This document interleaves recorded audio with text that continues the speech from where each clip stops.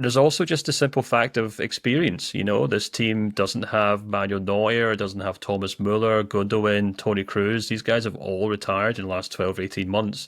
While many of them maybe wouldn't have been playing, starting the game, they're still huge personalities. Like, this game is the kind of game that you would want someone like Thomas Muller to come on and just kind of hold the ball up, or just kind of take some pressure off and play some defensive foot, or to kind of run the lines. Someone like Gundogan or Toni Kroos. I thought it was really interesting, actually, the way that the German players kept getting riled up by what was going on. There was little spats with Kleindienst. There was spats with Rudiger. Kimmich kicked out. I thought it was quite lucky, actually, to be perfectly honest with you. He kicked out at one of the Italian players on the sideline.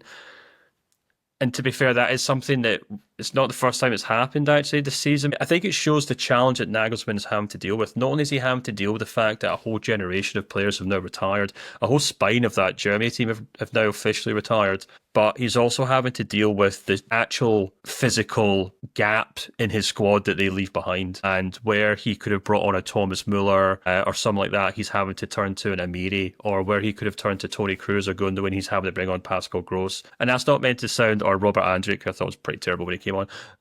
That's not to really kind of have a go at these guys specifically, but it just shows the kind of difference, or the challenge that Nagelsmann has in terms of sheer quality, but also in terms of experience. And you just can't imagine something that's really happening with Toni Kroos, Manuel Neuer, whoever else on that pitch. Because you're right, at times it did look like Ta was kind of flailing. I thought it was quite suspect for this. I mean, Kane's second goal, Ta just kept backing off and backing off and backing off, And to be fact, bringing Rudiger off in the second half, I don't know if that was an injury concern or something, but that seemed really bizarre as well, to be perfectly honest with you. And like, even Schlotterbeck, who I thought had such an outstanding first half, and then there's a whole penalty claim about him in the second half, and that just kind of shows the kind of fragility of his game as well, where he can look like a world-class centre-back or left-back, whatever you want to call him tonight, but he still has that ability to kind of flip on a moment's notice. But look, all things being equal, they would have a Kai Havertz in there, they would have a Florian Wirtz in there, Pavlovic maybe is in there as well if he's fit. Yeah, it's all well and good saying, if everyone's fit, Germany's starting 11 is fantastic. You can rival anyone. But as we know, international football doesn't really work out that way. It usually comes down to, who your third choice centre back is, or your second choice striker, and that's usually what gets teams like France over the line in these tournaments, because they have got two